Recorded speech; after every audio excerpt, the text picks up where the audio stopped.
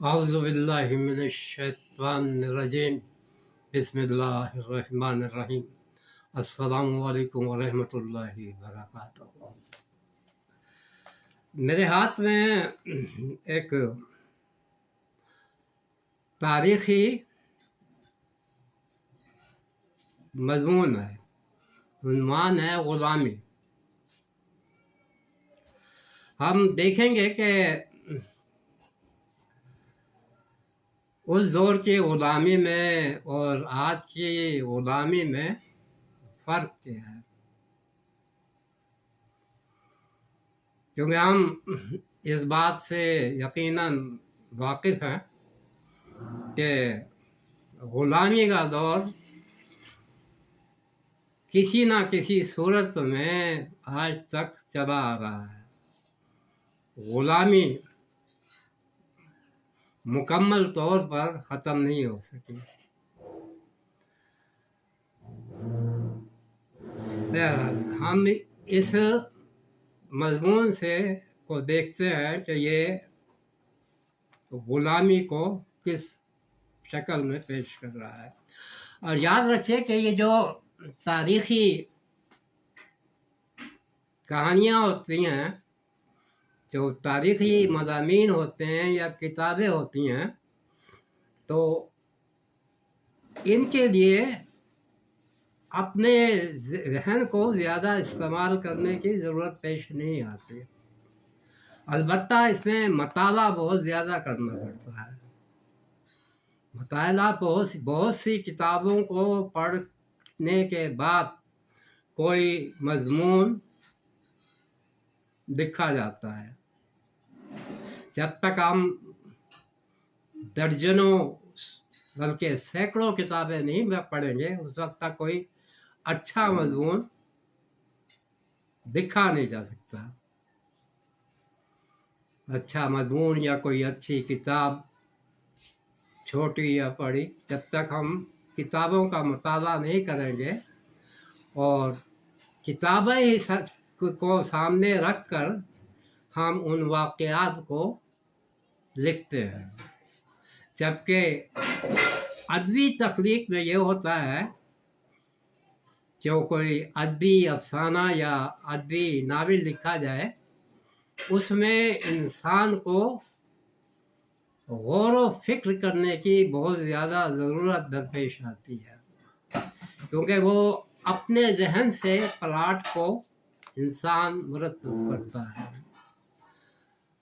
پہلے انسان پلاٹ مرتب کرتا ہے، اس کے اوپر اس کو کہانی یا افسانہ یا ناول لکھتا ہے۔ جو افسانہ اور ناول لکھنے کے لیے مشاہدے کی بہت ضرورت ہوتی ہے۔ جب تک آپ مشاہدہ نہیں کریں گے یا اچھی ادبی کتابوں کو نہیں پڑھیں گے، اس وقت تک آپ اچھا افسانہ یا اچھا ناول نہیں لکھ سکتے۔ اس کے لیے پڑھنا بھی پڑتا ہے اور زیادہ تر مشاہدے کی ضرورت ہوتی ہے۔ جو ہمارے معاشرے میں جو کچھ ہو رہا ہوتا ہے، اسی سے ہم اپنے افسانوں کو مرتب کرتے ہیں۔ تو اصل جو ادبی افسانے اور ناول میں فرق ہے اور تاریخی مضامین اور ناولوں میں فرق ہے، وہ یہی بنیادی فرق ہے کہ ایک میں مشاہدے کی ضرورت ہوتی ہے زیادہ، دوسرے میں مطالعے کی ضرورت ہوتی ہے۔ اور تاریخی کہانیوں کے لیے وہی واقعات ہم لکھتے ہیں جو کہ ہم دوسری کتابوں سے، پہلی کتابوں سے جو ہمارے سینئر چھاپتے چلے آ رہے ہیں، اس زمانے کی کتابوں سے مضامین اخذ کر کے ان کو لکھتے ہیں۔ اپنے طور سے ان واقعات کو گھٹانا یا بڑھانا یہ بالکل اچھا نہیں ہوتا۔ اپنے طور پہ نہ ہی کوئی اضافہ کیا جا سکتا ہے، البتہ الفاظ کا صرف رد و بدل کیا جا سکتا ہے۔ اپنے طور پر الفاظ کا چناؤ کیا جا سکتا ہے، تحریر میں الفاظ کا اپنے طور پر استعمال کیا جاتا ہے، واقعات ہو بہو وہی ہوتے ہیں، کیونکہ واقعات کو تبدیل اگر آپ کریں گے تو وہ تاریخی مضمون یا تاریخی ناول نہیں رہے گا۔ بہرحال اب یہ جو مضمون ہے اس کا عنوان ہے غلامی۔ یونان سے لیا گیا کہ یونانی تہذیب جو ہے ہمیں وہ پرانی ملتی ہے قبل مسیح کی، اس میں ہمارے یہ جو فلاسفی بڑے مشہور جو فلاسفر کہلاتے ہیں، افلاطون صاحب اور ارسطو اور سقراط صاحب، یہ سارے ان کا تعلق جو تھا وہ یونانی سے تھا۔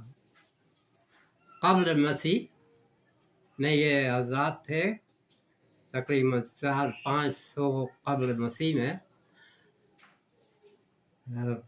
تو وہاں کے یہ انہی کے زمانے کے ہیں جو زیادہ مشہور ہیں اس معاشرے میں، افلاطون، سقراط، ارسطو وغیرہ۔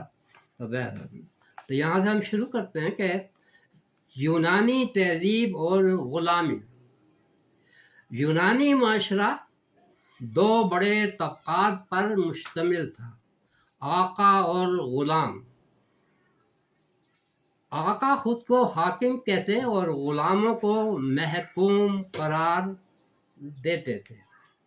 یہ تقسیم طبقات ان کے نزدیک فطرت کی واضح کردہ تھی، لہذا غلام طبقے کے بارے میں ان کا تصور یہ تھا کہ یہ ناقص عقل گروہ ہے جس سے فہم و فراست اور عقل و تدبر کی امید نہیں کی جا سکتی۔ ان سے دولت پیدا کرنے کا کام تو لیا جا سکتا ہے، لیکن امور مملکت جیسی نازک ذمہ داری ان پر نہیں ڈالی جا سکتی۔ افلاطون صاحب جو تھے یہ 427 قبل مسیح میں پیدا ہوئے۔ ان کی پیدائش جو ہے وہ 427 ہی قبل مسیح کی ہے، اور ان کا انتقال ہوا ہے 347 قبل مسیح میں۔ یہ اپنی کتاب ریپبلک میں کہتے ہیں کہ شہریوں، تم آپس میں بھائی بھائی ضرور ہو، مگر خدا نے تمہیں مختلف حالتوں میں پیدا کیا ہے۔ تم میں سے کچھ میں حکمرانی کی صلاحیت ہے اور انہیں خدا نے سونے سے بنایا ہے، کچھ چاندی سے بنائے گئے ہیں جو ان کے معاونین ہیں، پھر کاشتکار اور دستکار ہیں جنہیں اس نے پیتل اور لوہے سے بنایا ہے۔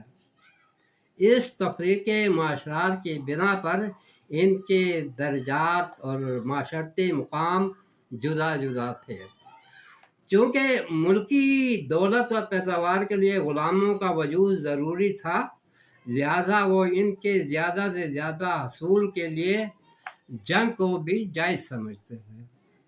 مطلب ان کو اپنی خدمت کے لیے، اپنی زمین کی پیداوار کے لیے، کھیتی باڑی کے لیے درکار ہوتے تھے، آدمی درکار ہوتے تھے، انسان درکار ہوتے تو وہ ان کے لیے جنگیں کرتے تھے، اور جنگوں میں جن کو قید کر لیا جاتا تھا ان کو پھر غلام بنا دیا جاتا تھا اور ان سے اپنی مرضی کے کام لیتے تھے۔ غلاموں کے ساتھ عدل و انصاف کرنا بھی ضروری نہیں تھا، لہذا یونان میں عدل و انصاف اور مساوات جیسی چیزیں صرف آزاد شہریوں کے لیے تو ضروری خیال کی جاتی، غلاموں کے لیے نہیں۔ اور اس سلسلے میں افلاطون صاحب کیا فرماتے ہیں کہ افلاطون کا کہنا تھا، میں اعلان کرتا ہوں کہ انصاف طاقتور کے مفاد کے سوا کچھ نہیں۔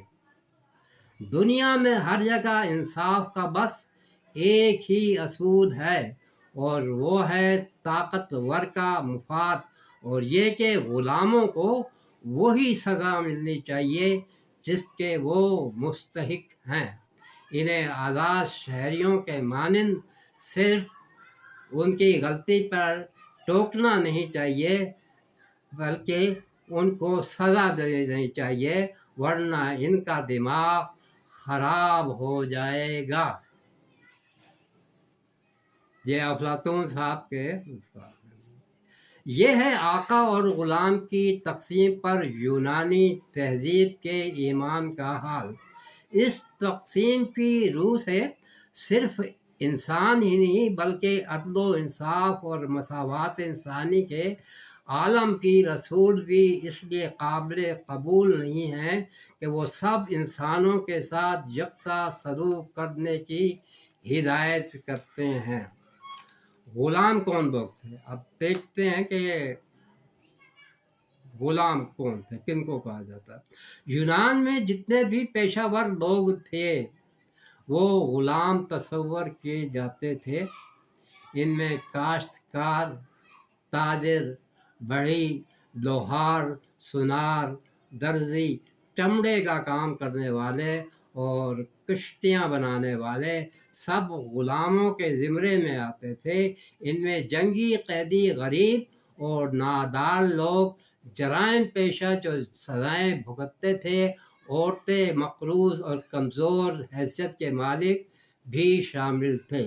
ارسطو کا کہنا تھا کہ غریب لوگ امیروں کے پیدائشی غلام ہیں۔ وہ ان کی بیویاں اور بچے بھی غلامی کی اس تعریف کے نتیجے میں یونانی ریاستوں میں آزاد شہری کم اور غلام زیادہ تھے۔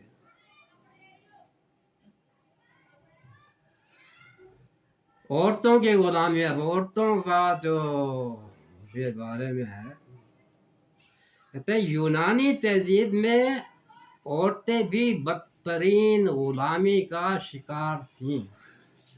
ان کا حال مرد غلاموں سے بھی بدتر تھا۔ شوہر کے لیے اپنی بیوی کا قتل بالکل ایسا تھا جیسے وہ اپنے کسی پالتو جانور کو ذبح کر دے۔ اس کے لیے یونانی قانون میں کوئی سزا نہ تھی۔ افلاطون کا کہنا تھا کہ نیکی کے معاملے میں عورت کی فطرت پست تر ہے، لہذا عورت کے لیے انصاف، تعلیم اور دیگر بنیادی حقوق کا کوئی تصور تک نہ تھا۔ اس کا کام محض مردوں کی خدمت کرنا یا بچے پیدا کرنا اور ان کی پرورش کرنا تھا۔ غلاموں کا قتل عام۔ یونانی تہذیب کی روح سے غلام کو قتل کر دینا کوئی جرم نہ تھا، لہذا شہریوں کی طرف سے ان کا قتل ہوتا رہتا، یہاں تک کہ بعض اوقات انفرادی سطح سے ہٹ کر اجتماعی قتل عام کی نوبت آ جاتی۔ یونان میں غلاموں کی ایک قسم ایسی تھی جو نیم غلامی کے زمرے میں آتی تھی۔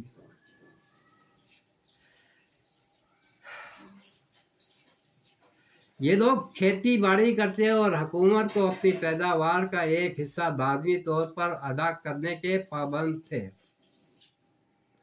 اسپارٹا والے ہمیشہ ان غلاموں کو اپنے ظلم و ستم کا نشانہ بنائے رکھتے۔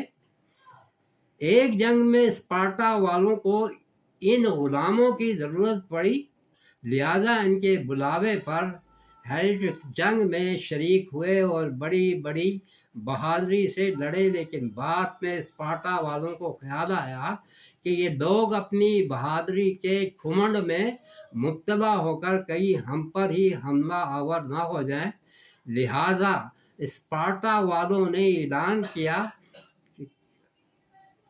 کہ हिलाटियों में जो लोग ये समझते हैं कि इन्होंने मुल्क की खिदमत की है वो सामने आए ताकि इन्हें इनाम और इकराम से नवाजा जाए। इसके नतीजे में 2000 हैजेट सामने आए। शहरियों ने इन्हें फूलों के हार पहनाए और जुलूस निकाला।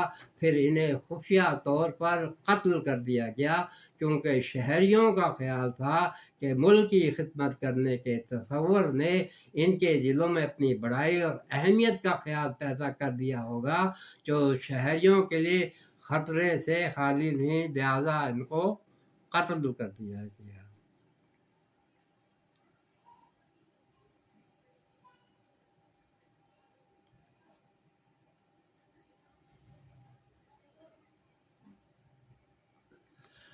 अब उस ज़माने में ज़्यादातर जो ग़ुलाम लिए जाते थे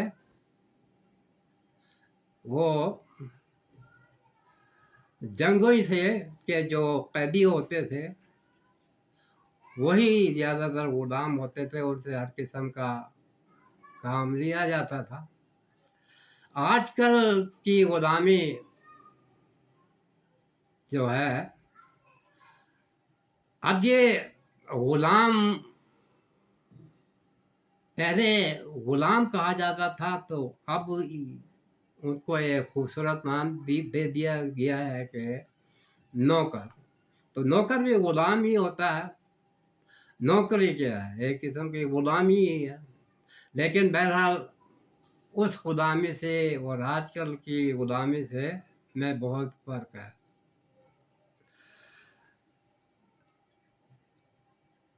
उस वक्त की ग़ुलामी इंतहाई बदतरीन सूरत हाल कि ग़ुलामों का काम, ग़ुलामों से लिए जाने वाले काम की नौयत हर दौर में तकरीबन एक जैसी रही है, यानी ये कि आका और फातिहा इनसे अपनी खिदमत करवाते। रूमी तहजीब में ग़ुलामों के लिए एक जायद काम भी था, और वो ये कि आज़ाद शहरी इनको अपनी तफरीह का ज़रिया बनाया करते। ये इनका अनोखा तरीका था। इन्होंने अपनी तफरीह और खेल तमाशे के लिए बड़े बड़े अखाड़े बना रखे थे। ये अखाड़े स्टेडियम की शक्ल के थे। आज भी इन अखाड़ों के खंडर रोम इटली में है, रोम इटली का दारुल है, इटली में देखे जा सकते हैं। अब ये जो अखाड़े आप आजकल के स्टेडियम जो हर मुल्क में होते हैं, हमारे पाकिस्तान में भी हैं। अब फ़र्क ये है कि इन स्टेडियम में खेल खेले जाते हैं, क्रिकेट खेली जाती है, फुटबॉल, हॉकी और दीगर खेल में खेले जाते हैं। उस ज़माने के जो तफरीह थी, जो सबसे बड़ी तफरीह थी, उसको हम देखते हैं। तो खेल तफरीह में सफ़ाकी अखाड़े में चारों तरफ तमाशाइयों के बैठने की जगह होती। दरमियान में ग़ुलामों को शेरों और चीतों से डरने के लिए छोड़ दिया जाता। जब कोई दरिंदा किसी ग़ुलाम को चीर फाड़ देता या ग़ुलाम दरिंदे को मार डालने में कामयाब हो जाते, तो तमाशाई खुशी से तालियां बजाते। बाज़ औक़ात ये खेल इतने बड़े पैमाने पर होते कि कई कई हज़ार आदमियों को बैक वक्त तय किया जाता। जैसे एक रोमन बादशाह गुजरा है,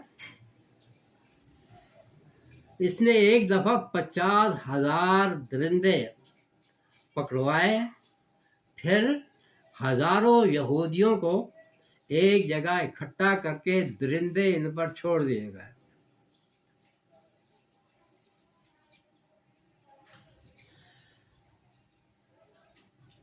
एक मर्तबा खेलों में 11,000 दरिंदे और 10,000 आदमी बैक वक्त लड़ाए गए। एक दफ़ा जंगली खेल में 19,000 आदमियों को तलवारें देकर 19,000 आदमियों को तलवारें देकर एक दूसरे से लड़वाया गया।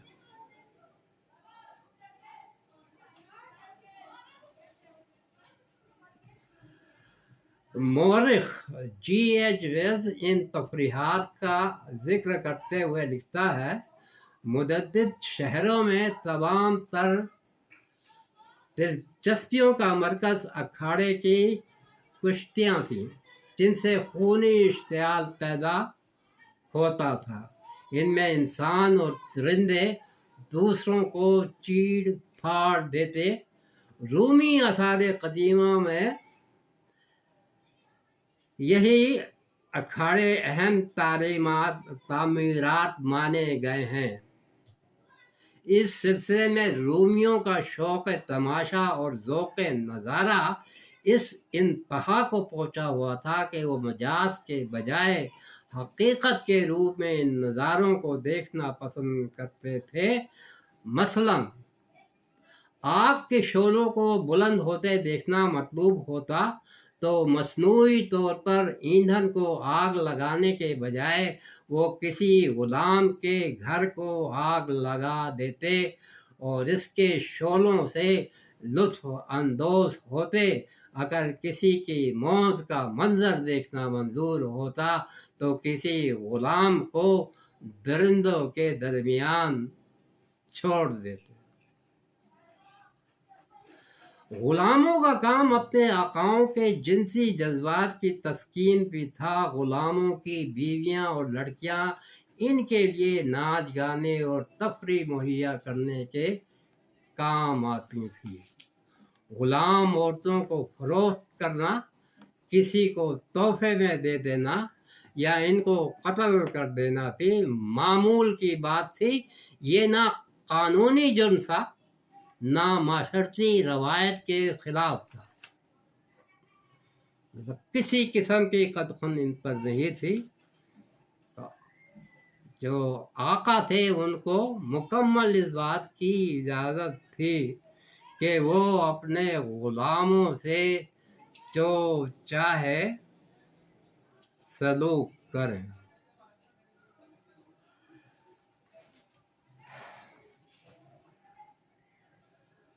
غلامی